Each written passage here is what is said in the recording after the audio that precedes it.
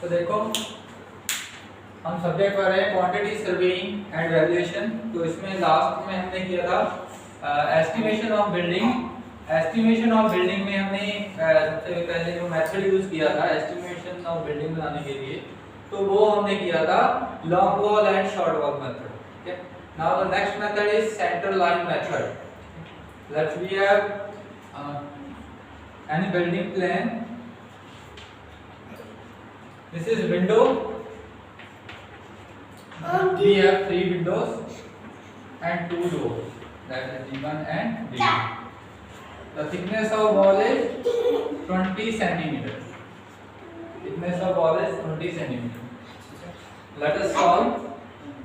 If आपके exam में कोई भी क्वेश्चन आता है उसमें कोई भी जो मेथड है वहां पे मेंशन नहीं किया है, तो आपने क्या करना है, इस मेथड से करना, आपको बहुत ही इजी रहेगा। ठीक है, देखते हैं इसको सॉल्व कैसे करते हैं। तो सबसे पहले लेंथ ऑफ सेंटर लाइन निकालूंगा मैं। लेंथ ऑफ सेंटर लाइन, तो सेंटर लाइन देखो, अगर मैं इसकी सेंटर लाइन ड्रॉ करूं तो कुछ इस तरह से बन जाएगी, बिल्कुल सेंटर लाइन। तो total length of centre line कितनी हो जाएगी, जितनी ये बाउंड्री की लेंथ है और प्लस ये बड़ी लेंथ है, उसको ऐड कर दूंगा, मेरे पास टोटल लेंथ ऑफ वॉल आ जाएगी। अगर मैं इसकी बात करूं तो मेरे पास ये कितना है, 3 मीटर लेंथ है और 4 मीटर ये है। 3 मीटर लेंथ है और 4 मीटर इसकी विड्थ है। तो मैं यहाँ पे लिख सकता हूँ कि जो 3 मीटर है वो इस डायरेक्शन में है और यहाँ पे भी ये 3 मीटर है वो इन लॉन्ग डायरेक्शन में। देन और यहाँ पे क्या है, एक बॉल यहाँ पे है और इसकी थिकनेस कितनी है, 20 सेंटीमीटर। देन यहाँ से लेके यहाँ तक इस जो शॉर्टर वॉल है उसकी सेंटर लाइन से लेके जो ये वाली शॉर्टर वॉल है उसकी सेंटर लाइन तक का डिस्टेंस है, यहाँ से लेके यहाँ तक वो कितना हो जाएगा, वो लिख रहा हूँ मैं, कितना आ जाएगा 3।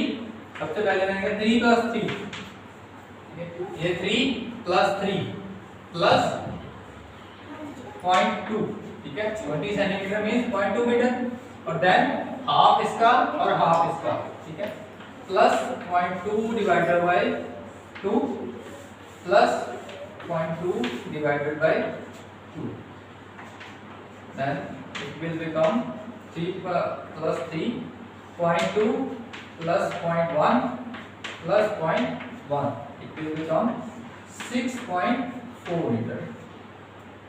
ठीक है, 6.4 मीटर प्लस ये अगर 6.4 मीटर लॉन्गिट्यूडिनल डायरेक्शन, और जो शॉर्टर वॉल है जो लॉन्ग वॉल है उसकी लेंथ मैं निकाल चुका हूँ 6.4 मीटर। तो देखो, तो टोटल जब मैं लेंथ निकालूंगा, total length of long wall, total length of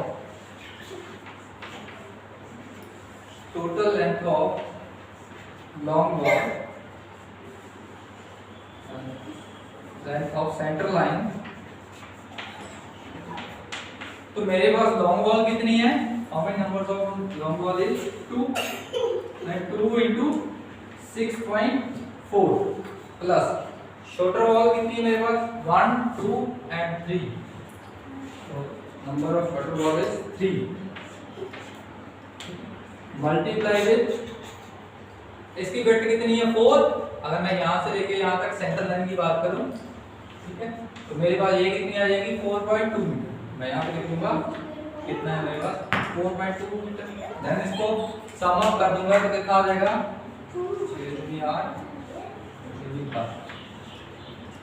12.8 plus 6 and 12, here 12.8 and 12.6, it become 25.4, कितना हो जाएगा ना, 6 plus 8 14 1, ठीक है, ये कितना आ जाएगा 25.4 मीटर।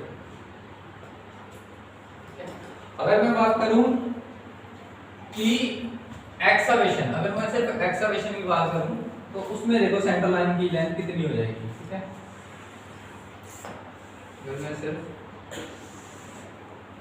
एक्सावेशन की बात करूं देन मेरे पास जो सेंट्रल लाइन की लेंथ है वो कितनी आ जाएगी,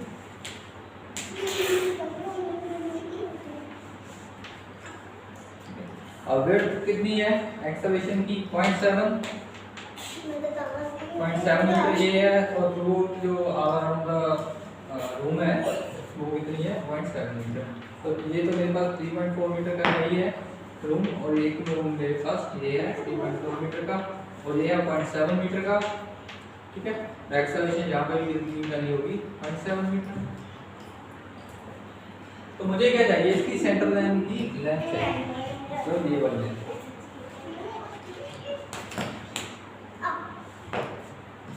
अगर मैं टोटल लेंथ में से length of wall, central line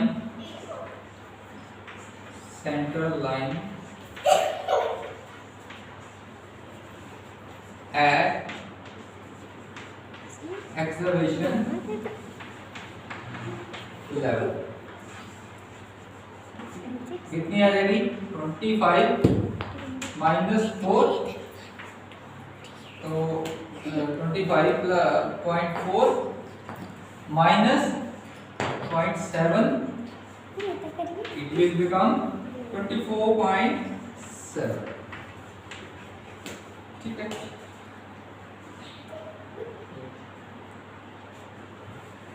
It will become 24.7।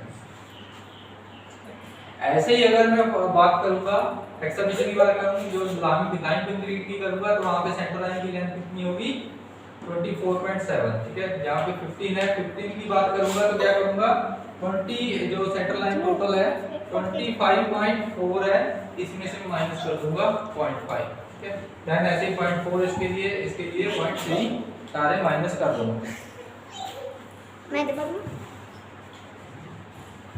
ठीक है। अच्छा दिखा दो।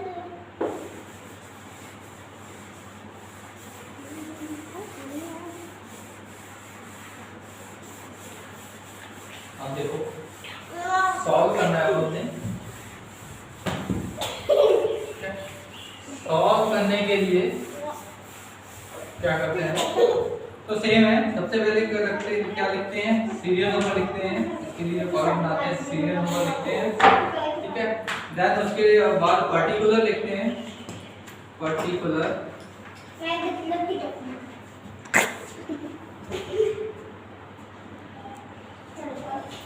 लिखते हैं उसके बाद, देन उसके बाद नंबर्स, ठीक है, कितने नंबर्स ऑफ वॉल है, देन क्या लिखते हैं उसकी लेंथ कितनी है, सेम जैसे हमने प्रीवियस केस में किया था, लेंथ कितनी है, विड्थ कितनी है, ठीक है, हाइट कितनी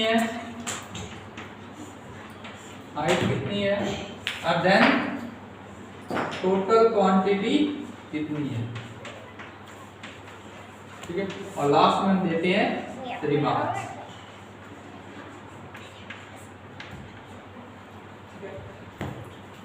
Then starting from the excavation, we get it is in meter, it is also in meter, and it is also in meter.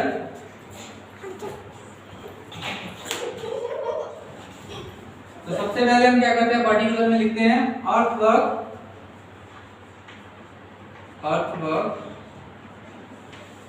In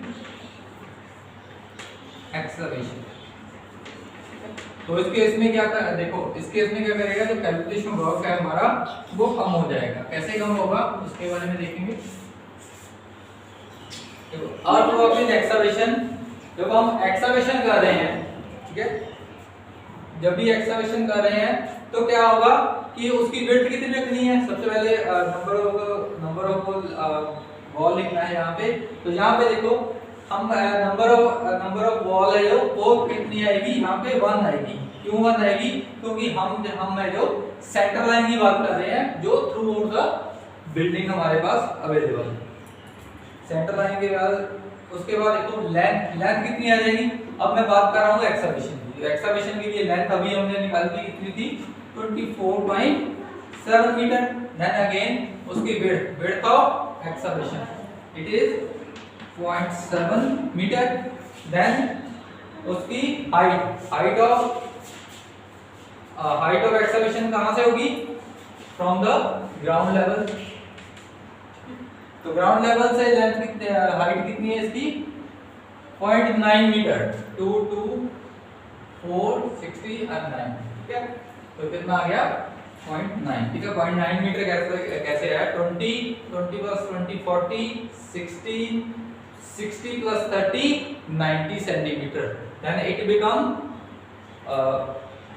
0.9 metre, ठीक है। Then multiply this, then we get 15.56 cubic metre, ठीक है। Cubic metre इसकी क्या आ गई total quantity है। तो earthwork इन excavation complete हो चुका है। देन सेकंड सीरियल नंबर 2, उसके बाद एक्सकवेशन के बाद हम क्या करेंगे, लाइन कंक्रीट डालेंगे, ठीक है। तो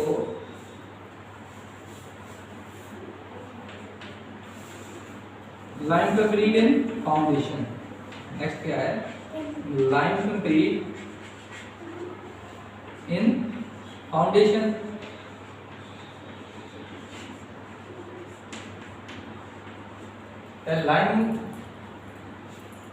लाइन कंक्रीट इन फाउंडेशन, देखो कंक्रीट यहाँ पे हमारे पास क्या पे है, यहाँ पे। तो जितनी लेंथ यहाँ पे है उतनी ही जितनी एक्सकवेशन के लिए हमारे पास लेंथ है उतनी ही यहाँ पे चाहिए, ठीक है। Line concrete throughout the excavation provide किया है। Then it will become 24.7 again, ठीक है। Then width is also equal to 0.7, ठीक है।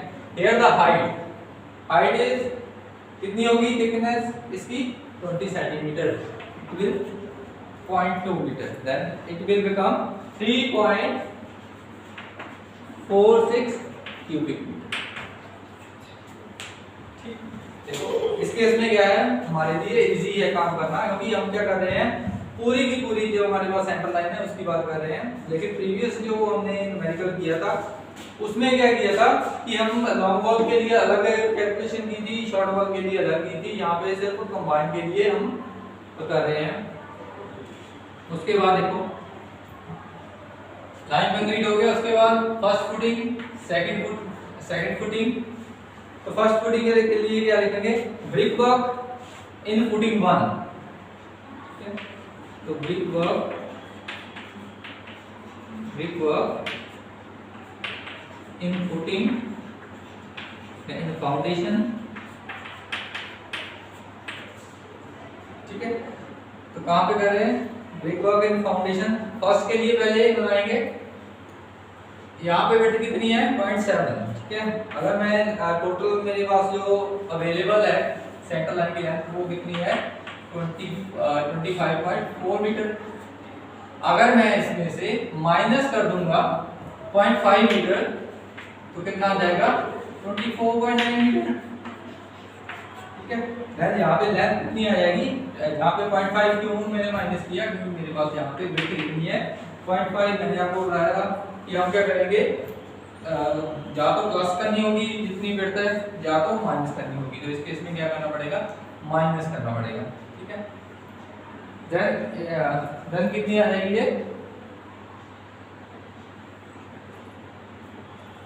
24.7 हो गया। फर्स्ट फुटिंग के लिए ये मेरे पास आ जाएगी 24.9। तो अभी हमने सॉल्व किया है 24.9। उसकी विड्थ कितनी है, 50 centimetre, it is 0.5। Then again height कितनी है 0.2 मीटर। देन टोटल जो क्वांटिटी है multiply of all the three curves, it will become 2.49 metre. Again for second footing के लिए लेंथ 1 और सेकंड फुटिंग की जो विड्थ है वो कितनी है 0.4, तो इसमें से 0.4 माइनस करना पड़ेगा, मेरे पास कितना आ जाएगा 25, it will become 25 metre. And width कितनी है मेरे पास 0.4 मीटर एंड हाइट कितनी है 0.2 मीटर। तो ये मेरे पास आ जाएगा 3.77 मीटर। क्लियर? देन यहाँ तक हो गया। अब मैं क्या करूंगा, इसके लिए करूंगा कैलकुलेशन। तो कैलकुलेशन इसके लिए जब करूंगा क्या होगा, लेंथ वॉल, तो यहाँ पे इसके बाद लिख दूंगा मैं लेंथ वॉल के लिए कैलकुलेशन करनी है हमें।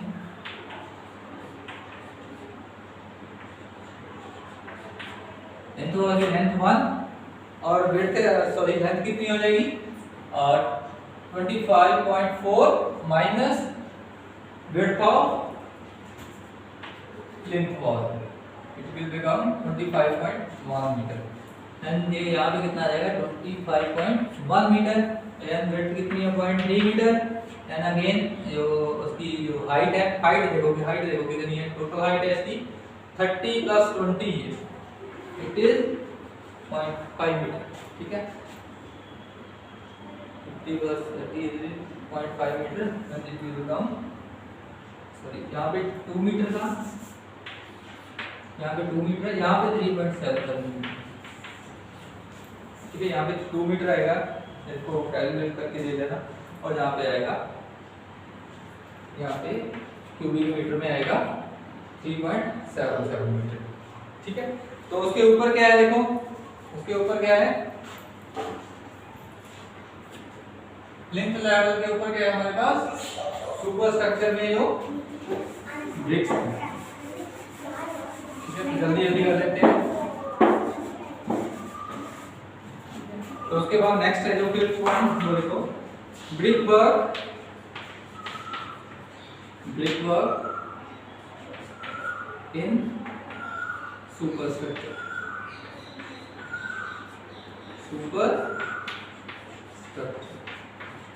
Brick work in super structure 1 length होगी इसकी। अब लेंथ कितनी है, देखो हमने ये इसके लिए निकाली थी, तो टोटल यही रहेगी, तो ये कितनी आ जाएगी 25.4। विड्थ कितनी है 0.2 मीटर, 20 सेंटीमीटर जो विड्थ है इसकी। ठीक है, हाइट कितनी है 3.5 मीटर। ठीक है, सबको मल्टीप्लाई कर देंगे तो मेरे पास आ जाएगा 16.63 क्यूबिक। ठीक है, बिल्कुल इजी है, उससे बहुत ज्यादा इजी है।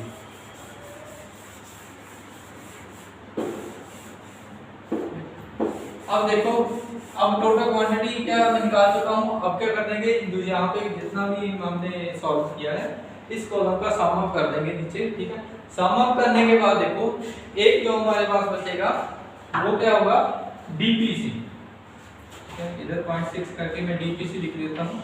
डीपीसी है डैम प्रूफिंग फोर्स। अब देखो जो डीपीसी है बिल्कुल यहाँ पे होगी,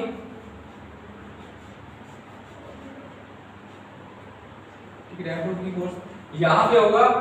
और क्या है कि इसमें क्या करना पड़ेगा कि जो याद रखना है कि डीपीसी कभी भी डोर के जो बॉटम है वहां पे प्रोवाइड नहीं करती। ठीक है, तो डीपीसी के लिए मुझे क्या करना पड़ेगा, तो टोटल लेंथ है मेरे पास, उसके लिए माइनस करना पड़ेगा 2 टाइम्स द विड्थ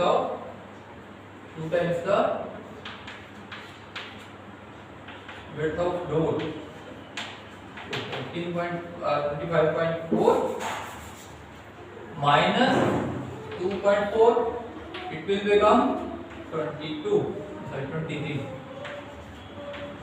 मीटर। ठीक है, देन इसकी लेंथ कितनी आ जाएगी 23 मीटर। क्योंकि जो ये याद रखना है हमेशा कि डीपीसी प्रोवाइड करनी है हमने, वो कहाँ पे प्रोवाइड करनी है, through out the wall provide करनी है, लेकिन डोर्स यहाँ पे है वहाँ पे हमने प्रोवाइड नहीं की। ठीक है, तो मैंने क्या किया, जितना भी डोर की लेंथ थी, ठीक है, सॉरी विड्थ दी, ठीक है, लेंथ तो डोर की ऊपर की तरफ होगी। ठीक है, अगर इस फॉर्म में गिवन है तो 1.2 मीटर, तो 1.2 मीटर ये होगा और 2.1 मीटर क्या होगा लॉन्गिट्यूडिनल डायरेक्शन में, ठीक है, ट्रांसवर्स डायरेक्शन में ऊपर की तरफ होगा और हॉरिजॉन्टल डायरेक्शन में उसकी विड्थ कितनी होगी 1.2 मीटर, ठीक है। तो ये आगे बढ़ मेरे पास 23 मीटर।